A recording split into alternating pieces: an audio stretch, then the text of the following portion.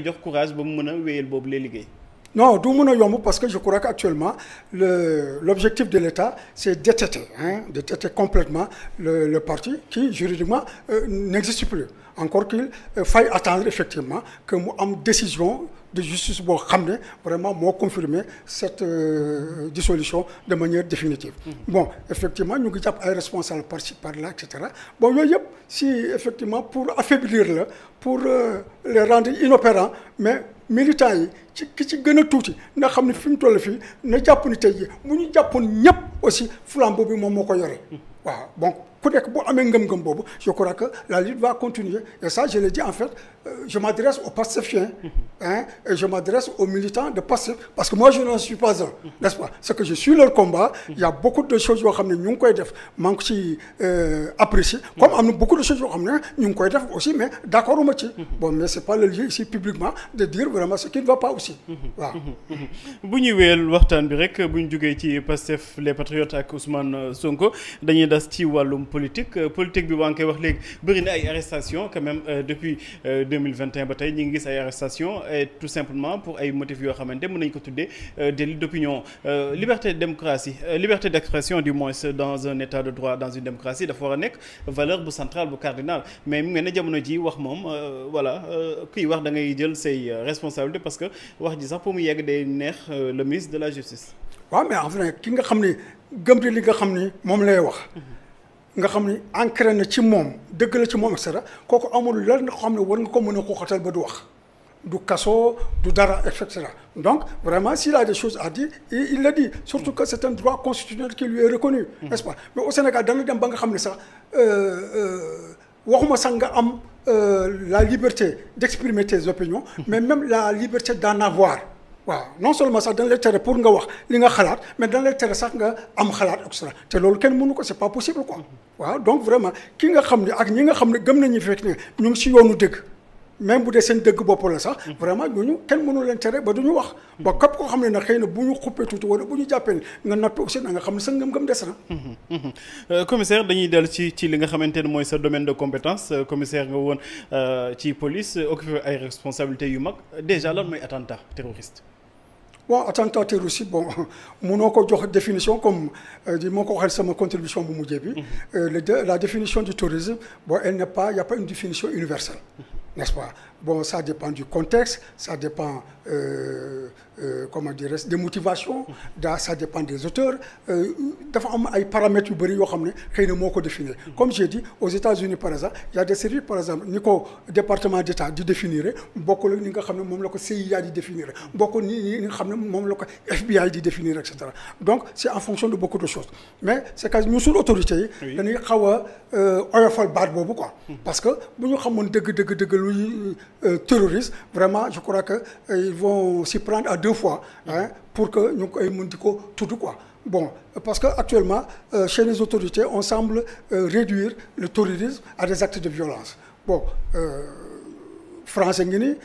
lu gën a metti xew na foofu mais jamais effectivement les autorités n'ont dit que ñi ko def ay terroristes la ñu parce que vraiment il faut être prudent dans les éléments de langage mais fii nag bon c'est dañ koy utiliser moi c'est pour plusieurs fins n'est-ce pas plusieurs raisons moo tax bon quelquefois peut-être c'est dans l'incapacité de pouvoir définir exactement la nature des phénomènes bon quelquefois aussi c'est pour instiller la peur dans les esprits des gens quelquefois aussi am na ñoo xam ne à un moment donné effectivement disons le terrorisme était un créneau porteur pour capter des financements et cetera donc il y a toutes ces motivations là mais je crois que attentat bu amee premier réflexe bi faut pas agir de manière émotionnelle de manière spontanée bon da ngay xar ba am quelques minimum d'information pour nga mën a wax ni lii attentat la et cetera quoi bon tëb rek parce que lii am na rek nga ne attentat parce que loolu xewoon keroog Thiaroye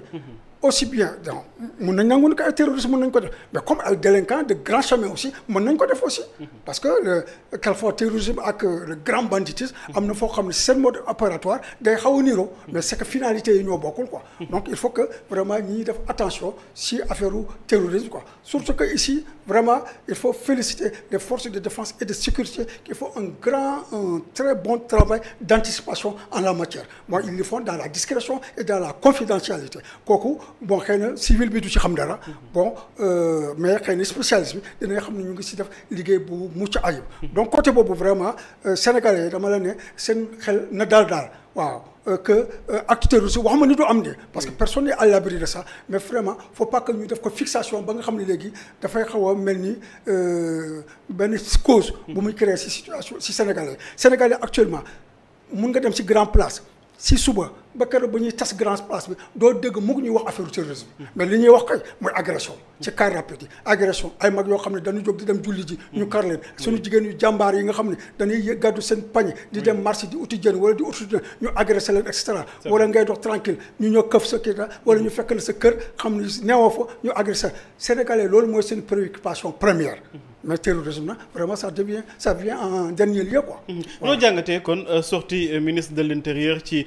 bis boobu ñu attaqué woon sànni ko cocktail Molotov moom Antoine Félix Abdoulaye Diome ni que loolu attentat terroriste ay nit ñoo xamante ni dañ jug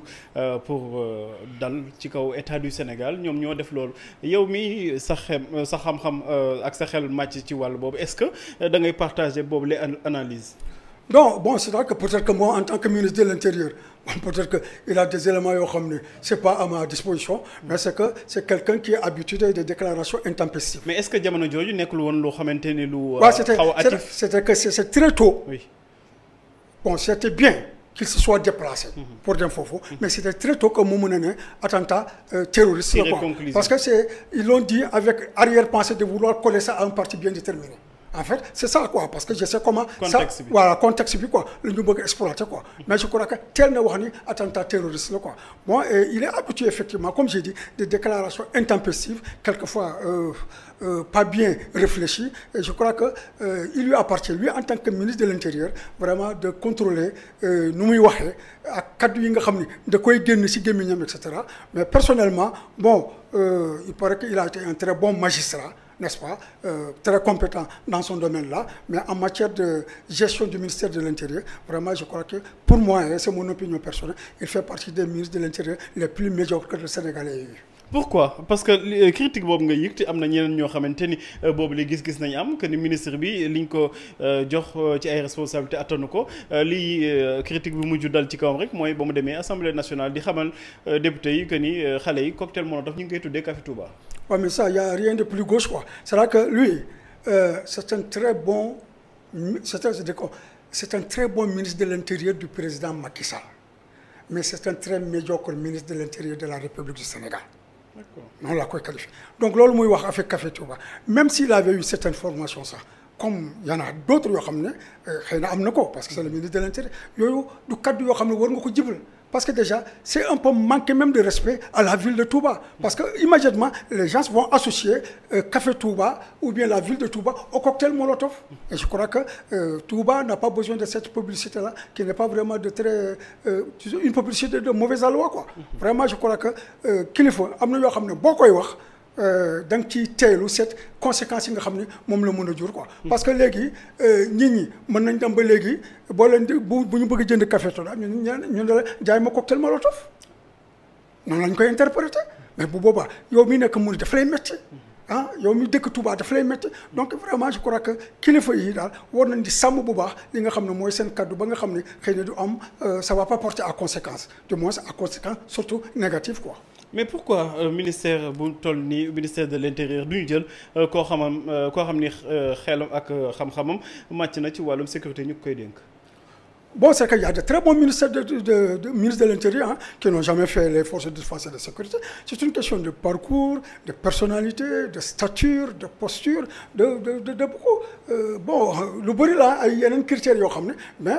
parce que forcément c'est pas parce que mun nga nekk ministre bañ am yenn compétence sax si domaine bi nga xam ne jox nañ la ko. waaw je me rappelle très bien am na benn année la benn ministre français dañ ko dénkoon la recherche scientifique. Bon ñu koy ne yow non yow li ngay liggéey ñu dénk leen extra mu ne ma c'est pas important j'ai une grande capacité d'analyse j'ai du bon sens j'ai le sens de la logique et cetera mais l'essentiel il faut que ma entourer avec de très bons collaborateurs mais bu boobaa rek je serai capable effectivement de discerner li nga xam ne jaadu na wala jaaduwul et cetera donc moo tax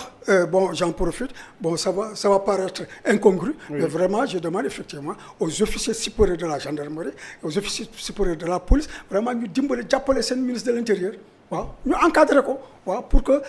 parce que xam nga force de défense et sécurité am na yoo xam ne dañ koy bëgg a jël ci décision hein c'est la réalité quelquefois am na loo xam ne dañ koy bëgg a def mais quelquefois c'est l'autorité politique moo leen ciy génne wala moo leen di freiner et cetera mais nañ ko jàppale vraiment dans la gestion de ce ministère là c'est un ministère stratégique vraiment bon le poids est lourd quoi.